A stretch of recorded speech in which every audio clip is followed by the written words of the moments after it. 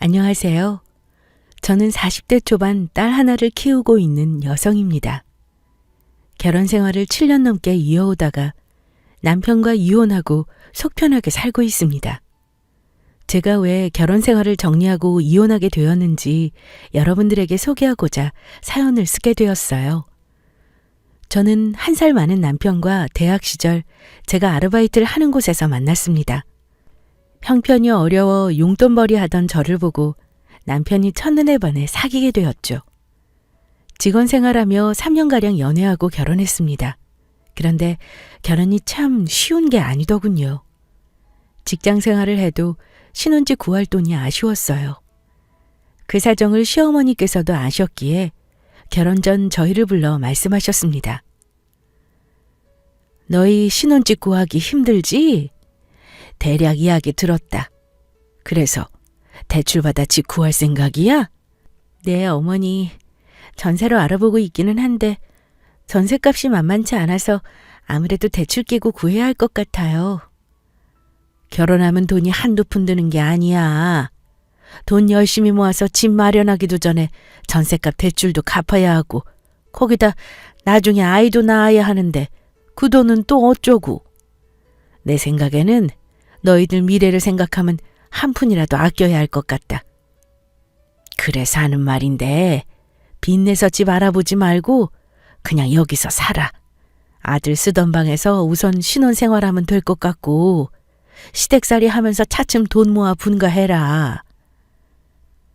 갑작스런 어머니의 말씀에 저는 선뜻 대답하기 어려웠습니다.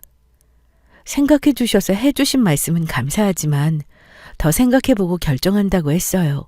그리고 이 사실을 친정에 알렸습니다. 아빠는 미래를 생각해서 좋을 것 같다고 하셨지만 친정엄마는 크게 반대하셨어요. 따로 떨어져 살면서 가끔 부딪히기만 해도 스트레스 받는데 아예 시댁에 들어가 산다니 너 그게 얼마나 힘든 줄 알아? 하나하나 눈치 보면서 살아야 해. 뭐하러 고생을 사서 하려고 하니? 빚내고 살면 살았지 그냥 마음이라도 편히 살아. 둘이 부지런히 벌면 어떻게든 모이는 게 돈이더라.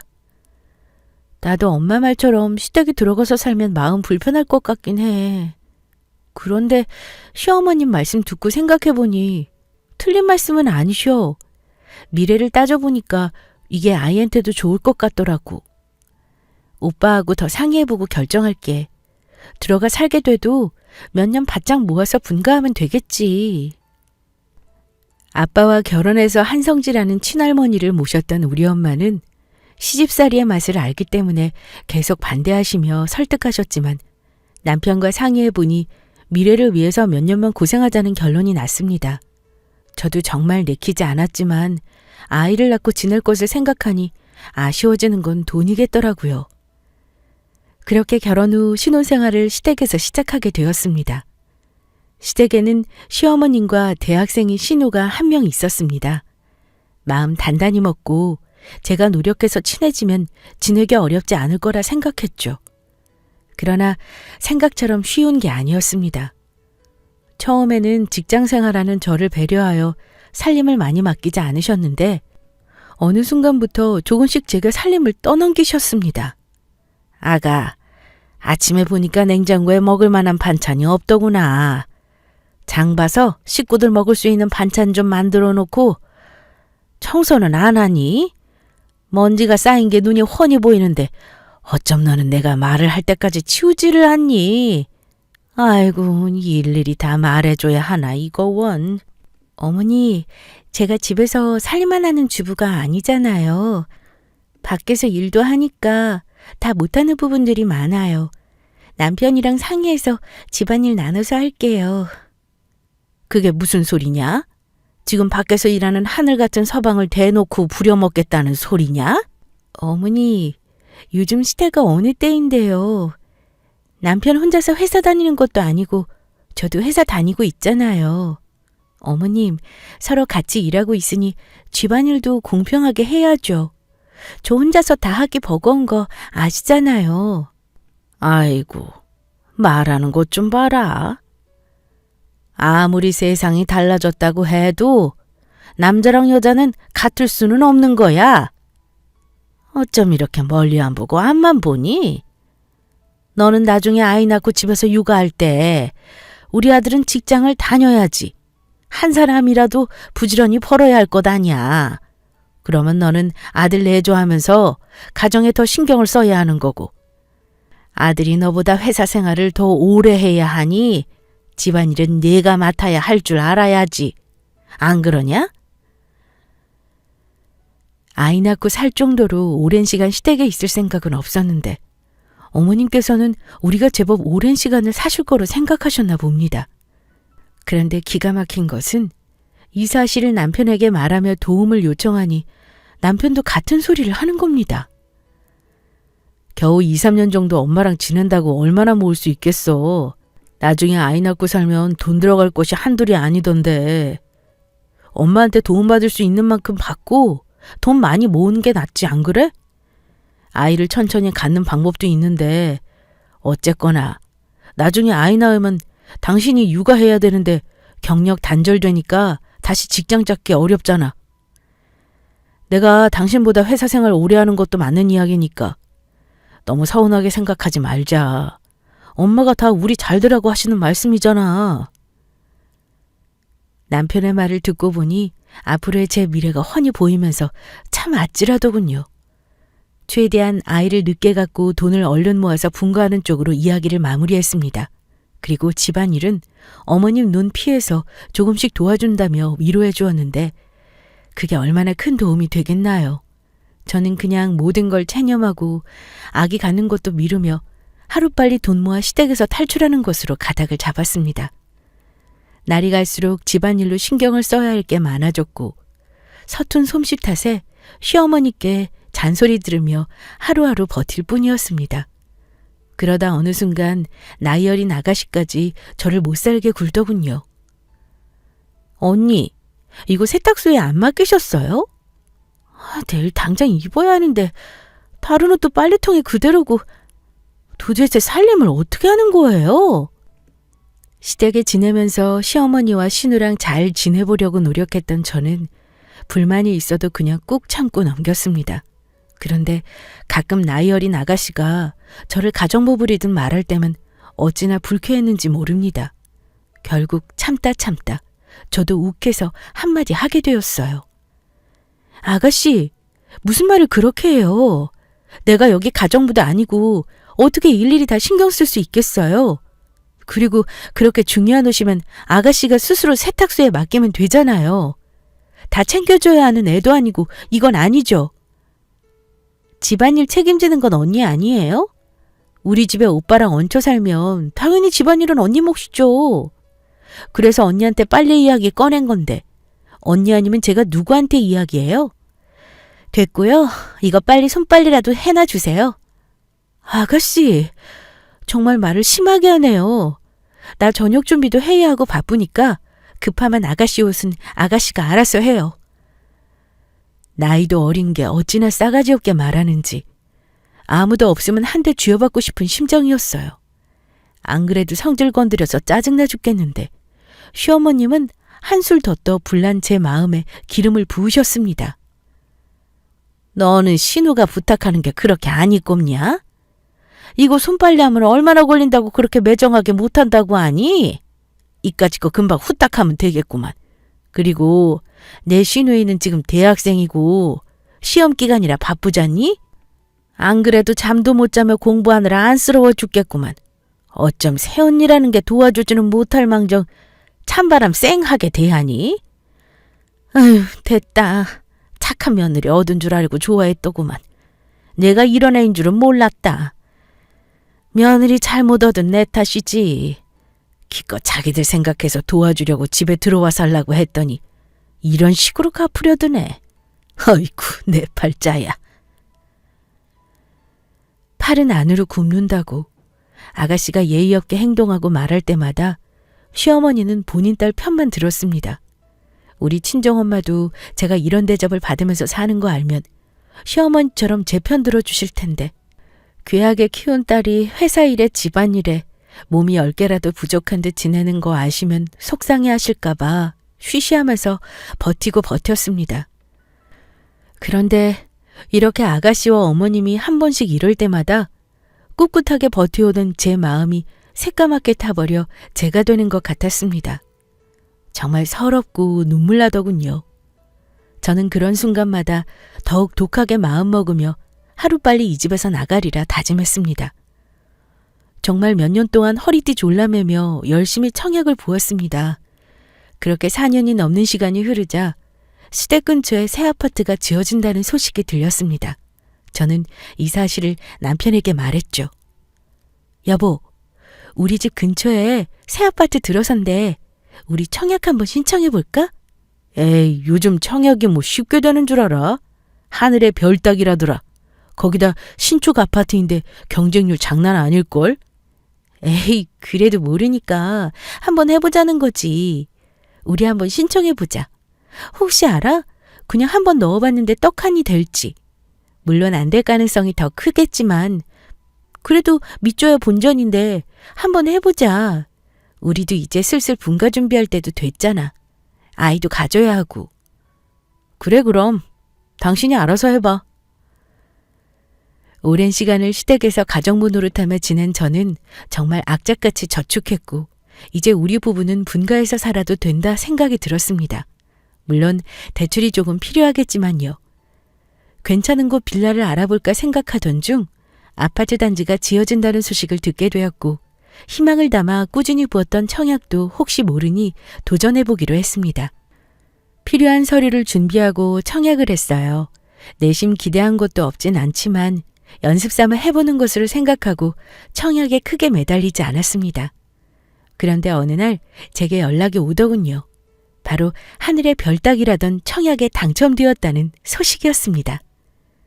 그동안 고생한 지난 날들이 스쳐 지나가면서 미친 사람처럼 울다가 웃다가 회사에서 혼자 생쇼를 했는지 모릅니다. 모두 축하해줬고 이 기쁜 사실을 바로 남편에게 알려주었죠.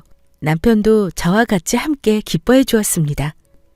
여보, 우리 이제 드디어 분가할 수 있어. 그동안 우리 집 장만하려고 얼마나 애를 썼어? 이게 난 아직도 꿈인지 생신지 믿어지지 않아. 너무너무 행복한 거 있지. 그러게, 우리 그동안 진짜 고생 많았다. 특히 당신이 더 고생 많았지. 시집 와서 시댁에 살기가 쉬운 게 아닌데. 그동안 정말 고생 많았어. 우리 조금만 더 고생해서 이사까지 잘 마무리하자. 그리고 우리도 이제 나이가 있으니 아이 가질 생각도 서서히 해야겠네.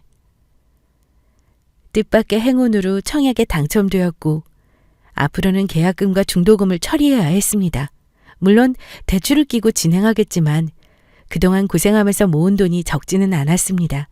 이제 남은 것은 나이도 있으니 아파트가 완공될 때까지 알뜰히 살림하면서 임신 계획을 준비하면 되겠다 싶었죠.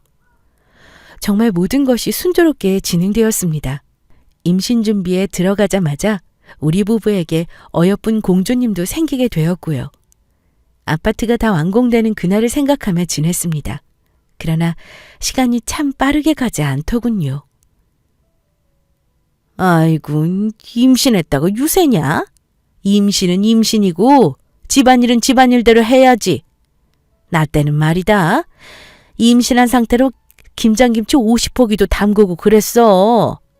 우리 때는 뭐 세탁기나 청소기 좋은 게 있었는 줄 아니? 요즘은 세상 좋아졌지. 기계가 다 알아서 하고. 너는 그저 누르면 되는데 뭐가 문제니? 이게 다 게을러서 그래. 조금만 부지런히 움직이면 다 할 수 있는 것을 너는 꼭 이렇게 내가 잔소리를 해야지만 하니? 거기다 질세라 나이 어린 얄미운 신우까지 가세했습니다. 언니, 내 친구네 새언니는 일도 잘해서 능력도 좋고 집안일도 잘 챙긴다던데 언니는 맨날 엄마 신경 쓰게 만들고 이게 뭐예요? 우리 엄마가 언니 때문에 더 늙는 것 같아요. 정말 시어머니와 신우 때문에 하루하루 스트레스 받아 화병으로 죽을 것 같았지만 곧 지어질 우리 집을 떠올리며 좋게 생각하면서 넘겼습니다. 분가할 때 조금이라도 더 보태려고 막달이 되어도 계속 일을 다니며 억척스럽게 생활했어요. 바쁘다 보니 아이를 위한 좋은 태교 한번 한 적 없네요. 남들은 예쁜 연예인 사진 벽에 붙여놓고 태교한다던데 저는 벽에 이사갈 아파트 사진을 붙여놓고 태교했네요. 그만큼 저는 하루빨리 이 지옥 같은 시댁에서 벗어나고 싶었습니다. 젊지 않은 나이지만 예정일에 맞춰 아이까지 무사히 낳았고 일을 쉬며 집에서 아이를 돌보게 되었습니다. 그리고 하루하루 이사갈 날이 빠르게 다가왔죠. 그러던 어느 날이었습니다. 아가씨가 돌연 결혼하고 싶은 남자를 집으로 데려와 소개했습니다. 직업이 의사라는 말에 시어머니는 입이 귀에 걸리시더군요. 의사 사위를 놓치기 싫은 시어머니는 무서운 기세로 결혼을 밀어붙이셨습니다. 그런데 하루는 아가씨가 방에서 나오지 않고 계속 울기만 하면서 식음을 전폐하더군요. 어머니는 그 모습에 한숨을 푹 내쉬더니 대뜸 저와 남편에게 할 말이 있다며 불렀습니다. 내가 정말 어디 가서 말하기도 뭐하고 이 일을 어쩌면 좋을지 모르겠다. 엄마, 무슨 일인데 그래요? 지영이 요즘 왜 저러는지 아세요? 그 결혼 날짜 잡을 듯이 굴더니 방에 틀어박혀서 계속 울기만 하고. 혹시 결혼한다던 남자친구랑 헤어졌어요? 아직 헤어진 건 아닌데 이러다가는 헤어질 판이지. 그게 무슨 말씀이세요, 어머니? 아가씨가 왜 남자친구랑 헤어져요? 남자친구분 아가씨 엄청 좋아하잖아요. 그래, 박서방이 우리 딸 좋아하기는 엄청나게 좋아하지.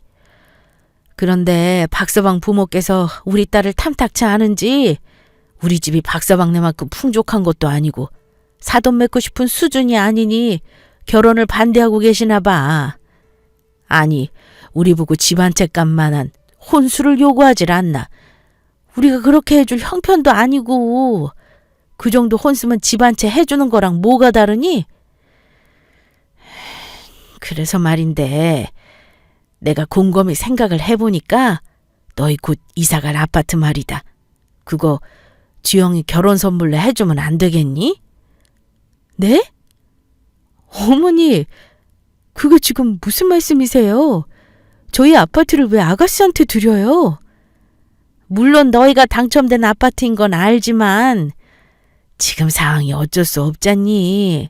넌 하나밖에 없는 신우가 지금 사랑하는 남자랑 결혼도 못하고 저렇게 매일 방에 처박혀 울고 있는데 걱정도 안 되니? 그깟 아파트야. 나중에 또 알아보면 되지. 아니면 그냥 여기서 계속 나랑 쭉 살아도 되고. 어차피 지영이 시집가고 나면 남는 방 하나 더 생기는데 거기는 아이가 쓰면 되는 거고. 나도 이제 살 날 얼마 남지 않았는데 나 죽으면 이 아파트 너희한테 물려주마. 어머니, 그래도 이건 아니죠. 다 쓰러져가는 낡은 아파트랑 새로 지어진 신축 아파트가 같아요? 거기다 그 아파트는 앞으로 값이 더 오를 일만 남았다고요. 제가 미쳤다고 제 아파트를 아가씨한테 줘요? 절대 못 줘요. 그동안 먹고 싶은 것도 안 먹고 사고 싶은 것도 꾹 참아가면서 어떻게 장만한 집인데요. 그걸 왜 아가씨가 홀랑 가로채요? 전 싫어요. 시어머니의 말도 안 되는 소리에 저는 정말 미치고 팔짝 들 노릇이었습니다. 그러나 시어머니는 막무가내셨어요. 무조건 도와줘야 한다고 고집을 피우셨죠. 시어머니 본인도 사위가 의사라는 타이틀을 놓치고 싶지 않으셨던 모양입니다. 저는 그런 어머님의 말씀에 계속 반대하며 완강하게 반대했죠. 그런데 옆에 앉아서 듣고 있던 남편이 꿀먹은 벙어리가 됐는지 한마디를 안 하는 겁니다. 당신 뭐라고 말 좀 해봐. 왜 그냥 가만히 듣고만 있어? 어머님 말씀에 할 말이 없어? 넌 그만 좀 해라. 가만히 보자 하니까 왜 이렇게 인정머리가 없어? 낡은 아파트라도 뭐가 문제냐? 나중에 내가 원하는 대로 새로 싹 뜯어 고치는 거 그거 뭐냐? 그래. 리모델링인가 뭔가 하면 된다더라. 그렇게 싹 바꾸면 새로 지은 아파트랑 뭔 차이겠냐? 그리고 우리 지영이가 내가 양보해준 아파트 받고 그냥 입 싹 닫겠니? 잊지 않고 고마워서 분명히 보답할 거다. 그럼 너희도 좋고 우리 지영이도 좋고 서로 다 좋은 거 아니냐? 대체 뭐가 그렇게 문제인지 반대만 하는 거라니. 하여간 내가 너랑 한 집에서 오래 살았어도 참 정이 안 간다 했다. 이 정도로 우리랑 치주고 볶고 살았으면 너도 가족애를 갖고 양보도 하고 맞춰야지. 어쩜 그렇게 내 생각만 하니 그래. 지금 이기적으로 생각하는 사람이 누구신데요? 제가 아니라 바로 어머님이시잖아요. 저요, 그동안 어머님과 아가씨한테 가진 구박 당하면서 버티고 버텨 마련한 집이에요. 그런 집을 제가 어찌 포기할 수 있겠어요? 제 피눈물로 지은 아파트인데? 당신 그만해. 아무리 고생해서 마련한 집이라고 해도 그렇지 그렇게 난리칠 상황이야? 거기다 시어머니한테 말하는 모양새가 이게 뭐야 버릇없이. 입국 다물고 듣고만 있던 남편은 제게 어이없는 소리를 했습니다. 난리칠 상황이 아니라니요. 고작 한다는 말이 겨우 저 정도라니. 그동안 시어머니와 아가씨에게 괴롭힘 당할 때 단 한 번도 제 편 들어준 적 없었습니다. 늘 방관만 했었죠. 그런데 이런 상황에서도 제 편을 들어주지 않는 남편이 참으로 야속했습니다. 남편은 그런 제 속도 모르고 계속해서 이야기하더군요. 어머니 말이 아예 틀린 말씀은 아니야. 비록 고생해서 마련한 집이기는 해도 손윗사람으로서 우리가 양보하는 것도 좋을 것 같아. 거기다 태어난 우리 딸도 당신 혼자 보기 힘들잖아. 엄마가 봐주시면서 도와주면 당신도 좋고. 그렇지. 내가 우리 손녀도 같이 봐주고 얼마나 좋냐? 어쩜 그렇게 본인 생각만 하는지. 좋기는 개뿔. 임신한 며느리를 부려먹었던 시어머니를 제가 모르는 것도 아니고 이번 일만 넘어가면 손녀 봐주며 도와주기는커녕 평소처럼 저를 가정부 부려먹듯 편하게 지나칠 게 뻔했습니다. 제가 그 긴 시간 동안 이 지옥에서 버틸 수 있었던 것은 유일하게 아파트였는데 제 동아줄 같은 아파트를 날로 먹으려는 시어머니를 생각하니 정말 참을 수 없는 분노를 느꼈습니다. 거기다 더는 지긋지긋한 시댁에서 지내고 싶지 않았죠. 저는 결국 폭발하고 말았습니다. 그대로 자리에서 일어나 미친 듯이 제 짐을 챙겼어요. 그리고 아이를 안고 집을 나가려 했습니다. 그런 제 모습에 당황한 듯한 남편은 이내 정신을 차리고 소리치더군요. 지금 뭐하는 짓이야? 아이 데리고 어디 가려고? 다 커서 장인 장모님 걱정하시게 친정에 가려는 거냐? 그래. 너 같은 새끼랑 계속 살기도 싫고 이딴 집구석에서 단 한시라도 내 아이랑 있기 싫어서 나가려고 그런다. 내가 그동안 너 같은 놈 만나서 이딴 집구석에 시집와 고생만 하며 산 거 우리 엄마가 알면 속상하실까 봐 말 안 했는데 말 안 하고 그냥 참고 사는 게 더 불효 같다. 이 미친놈아. 뭐? 윗사람으로서 양보를 해줘? 네가 뭔데 양보한다 만다야? 네가 잊었나 본데 그 집 내 통장으로 청약 당첨됐어. 모자란 잔금도 우리 부모님이 도와주셨다고. 그런 집을 내가 왜 내 동생한테 양보해야 되는데? 이 거지 같은 집구석에서 내 아파트에 보탠 거 1원도 없어. 그동안 회사 일하면서 가정부처럼 집안일 할 때 너희 엄마 우리한테 생활비라고 받을 거 다 받았잖아? 똑같이 밖에서 일해놓고 혼자 고생하며 살림한 노동값 생각하면 너희 식구들 내 아파트를 넘볼 자격 없어. 조만간 이혼서류 보낼 테니까 천년만년 낡아빠진 아파트에서 지금처럼 구질구질하게 살아. 전 말이 끝나자마자 당장 아이를 데리고 시댁을 빠져나왔습니다. 그리고 곧장 친정으로 가서 엄마를 붙잡고 대성통곡을 했어요.